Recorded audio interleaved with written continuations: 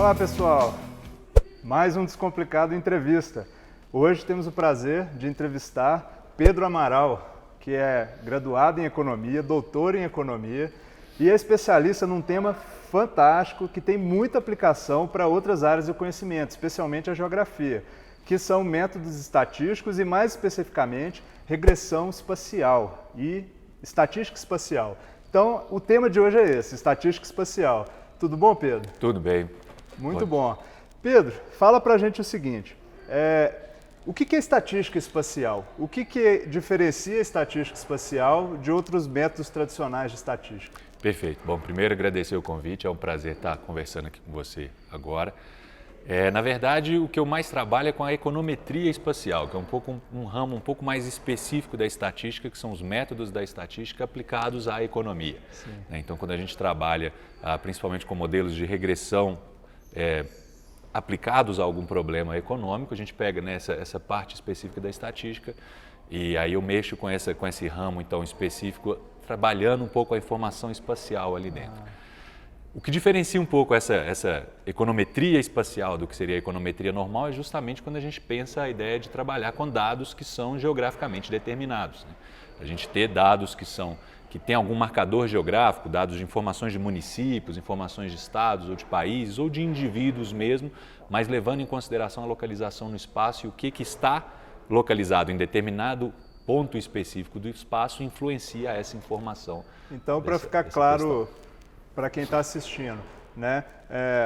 Se você está analisando uma determinada variável no município, significa que o município vizinho, de alguma forma, né, o valor dessa variável no município, ele de alguma forma teria uma relação com o que acontece no município vizinho? Isso, a ideia é que isso pode acontecer, né? Dependendo do problema que a gente está pensando, essa relação ela pode existir. Um exemplo claro é salário, por exemplo. Um problema clássico de economia é a gente tentar pensar o que determina o nível salarial de uma região. Obviamente, se você tiver que um município ou um estado, ele, por alguma política, né, ou qualquer definição, ele resolve aumentar o salário médio ali, ou ele consegue aumentar o salário médio daquela região, isso vai afetar as regiões vizinhas. Porque o que você vai ter é uma migração de mão de obra buscando um salário mais alto, então você afeta o mercado de trabalho das regiões vizinhas, e aí as regiões vizinhas então vão tender a ter o seu salário aumentado também, o salário médio, e aí vai. Então esse é um exemplo clássico de que a informação, né, de uma localidade, ou seja, uma informação que está geograficamente localizada, ela afeta o seu entorno de alguma forma. Então isso requer um tratamento especial para esse tipo de dado. Bom, eu sei que você teve a oportunidade de estudar com o Luc Anselin, que é pai de muitos dos métodos, né, de estatística espacial, ou econometria espacial. Conta pra gente, né, quais são os principais métodos de análise e, de forma bem resumida, o que cada um está destinado a fazer? Certo. Bom, primeiro a gente tem que entrar então um pouco no que é, né, o porquê de existir a econometria espacial em relação à econometria clássica. No modelo de econometria, quando a gente vai calcular os parâmetros que são necessários, né, para resolver o modelo, para calcular o estimador, a gente faz diversos pressupostos. Então a gente assume que os dados se comportam de alguma forma. E, obviamente, às vezes, na realidade, eles não se comportam segundo esses pressupostos, segundo essas hipóteses que a gente faz. Então, um dos pressupostos que é feito na econometria clássica, no seu estimador mais fundamental, é de que os dados não sejam correlacionados. O termo de erro da regressão, ou seja, uma parte da regressão, não seja correlacionada. Se a gente pensa dados geográficos ou dados espaciais, isso já entra em conflito direto com o que seria a primeira lei de Tobler, né, que vai nos dizer que tudo é relacionado com tudo, mas as coisas mais próximas são mais relacionadas. Então, isso já gera um conflito aí. Então, ou seja, quando a gente está mexendo com a informação geográfica, geralmente há uma correlação. As coisas são relacionadas. E isso, então, fere um dos pressupostos da econometria, do modelo, do estimador principal da econometria clássica. Então, a gente precisa trabalhar com isso. E aí a gente vai pensar o que pode estar gerando, né, essa relação no espaço. Então a gente tem dois aspectos principais aí. O primeiro é a dependência espacial, que é o exemplo que a gente acabou de citar. Né, o fato de uma informação subir ou aumentar numa região faz com que ela mude na outra região também, ou no mesmo sentido ou em sentido contrário. E existe a questão da heterogeneidade espacial. Um exemplo disso seria, por exemplo, produtividade do solo. Às vezes não é necessariamente quando aumenta a produtividade do solo de uma região, isso causa o aumento ou a diminuição nas regiões vizinhas. É simplesmente um regime espacial diferenciado. É uma característica geográfica. Exatamente. Então você tem, né, uma coisa ali que é regionalmente correlacionada ou relacionada, mas que não é necessariamente uma interação entre as duas regiões que causa. Então a econometria espacial vai buscar resolver esses dois problemas. Um problema, né, pensar como tratar quando a informação de fato essa relação existe da interação social ou da dependência espacial em determinado sentido, ou se é simplesmente uma heterogeneidade ou uma relação espacial, um regime espacial diferenciado. E em termos de técnicas, né? Vamos às técnicas. Né? Você tem o Moran, você tem o Moran local, você tem a regressão espacial. Fala um pouquinho sobre essas principais técnicas. O Moran, tanto o Moran quanto o Moran local, são estatísticas que a gente usa para justamente analisar a correlação espacial. Então ela vai nos dizer isso, quando a variável tem valores elevados ou baixos numa determinada região, qual a correlação que isso tem com os vizinhos? Será que os vizinhos também tendem a ter valores mais altos ou valores mais baixos? Então a estatística aí de Moran é muito utilizada e justamente para identificar com significância estatística se existe essa relação espacial, né, entre o valor da variável numa região e os seus vizinhos, né? Se tem essa relação no sentido positivo ou negativo. E aí a gente tem, né, na Universidade de Chicago, onde o Luke Hansen está hoje baseado, a gente tem o desenvolvimento de um software que é um software gratuito, que é o Geoda, que é hoje o principal utilizado para esse tipo de análise. Nessas análises exploratórias, que a gente chama de dados espaciais, o ID-Moran sendo uma delas, mas a gente vai ter outras, né? A gente vai ter análise de cold spots, né? Então de pontos de cold ou hot spots, pontos quentes ou pontos frios, que vai identificar essa relação também, e aí vai.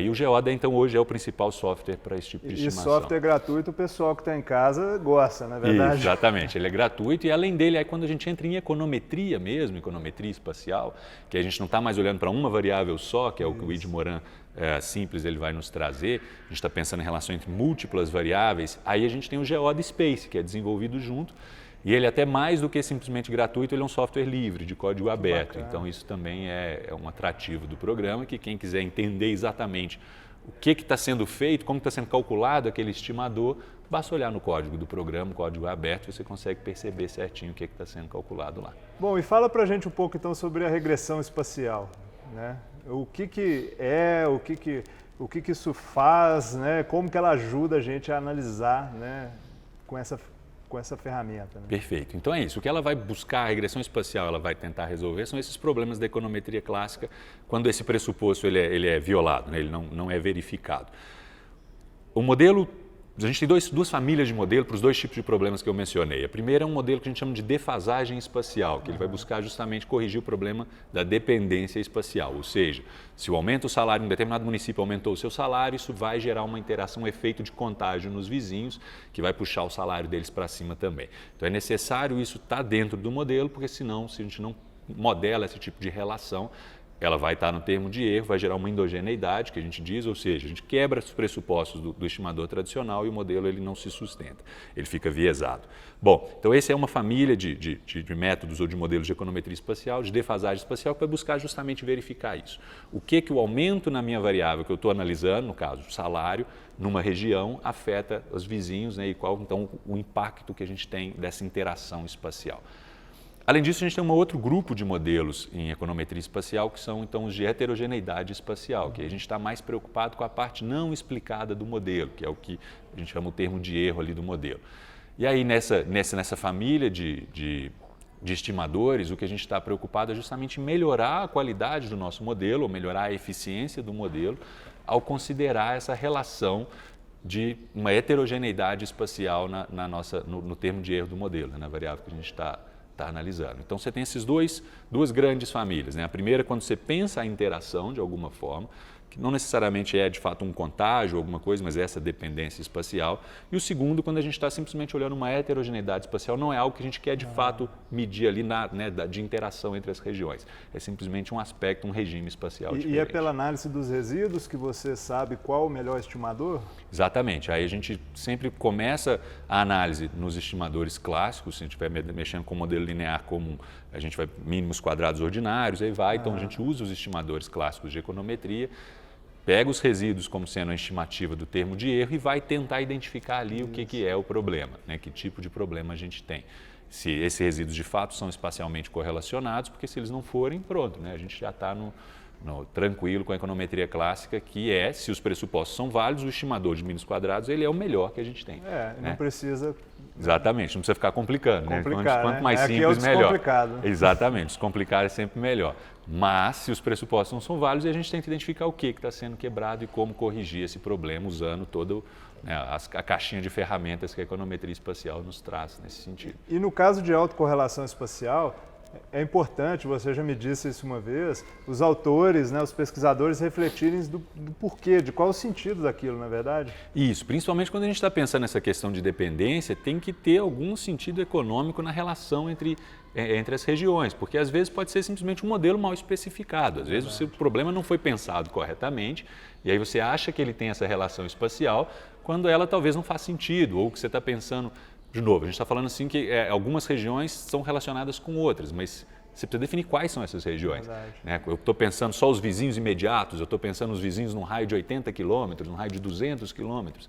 Dependendo do problema que a gente está analisando, você vai ter que alguma coisa vai fazer mais sentido do que a outra. Então, tem que pensar isso. Bom, e para quem está querendo aprender e aplicar esse método, qual que é o caminho? Que livro que você indica, de preferência em português, né, para a moçada mais jovem? A gente tem no Brasil 2 livros que são do André Goger, que é professor do CDPLAR também, e temos o do Eduardo Almeida, que é professor da Federal de Juiz de Fora. Então, os 2 livros eles vão trazer essa introdução para a econometria espacial e vão mostrar, né, os métodos existentes, a questão de como, né, os problemas que eles buscam corrigir, que tipo de dado é mais adequado para cada método, ou o contrário, que tipo de método é mais adequado de acordo com seus dados. Então, são as duas principais sugestões. E aí, fora isso, você vai para a literatura em inglês, aí o livro do próprio Ansel seria o caminho inicial. Isso. E você tem o software Geoda, mas você tem pacotes dentro de pacotes estatísticos também, com o exemplo do R, né? Isso. Que você pode utilizar.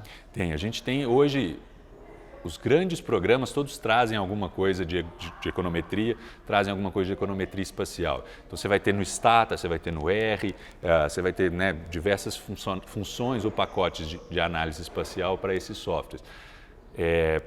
Os principais, eu acho, indo para o lado dos gratuitos, né, ou de código livre, vai ser os do R.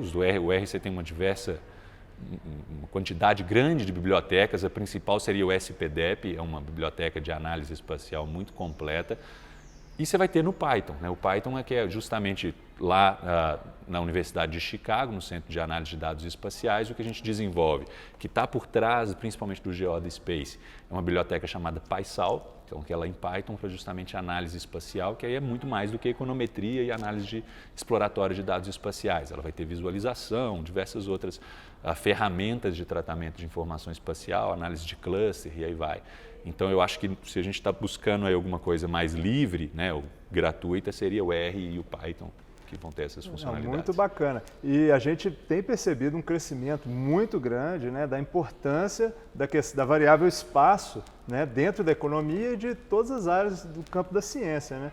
Então, fica essa dica, né, de que além dos modelos tradicionais, é bastante válido, né, utilizar como ferramenta essas ferramentas, né, novas. Né? Isso, a gente sabe que o espaço ele não é só vamos dizer, um pano de fundo, né? Pelo contrário, obviamente as relações que a gente tem no espaço, elas interferem em todas as relações econômicas. O espaço é um agente econômico nesse sentido, né? Onde você tem justamente a interação social acontecendo e ele é fundamental para esse processo.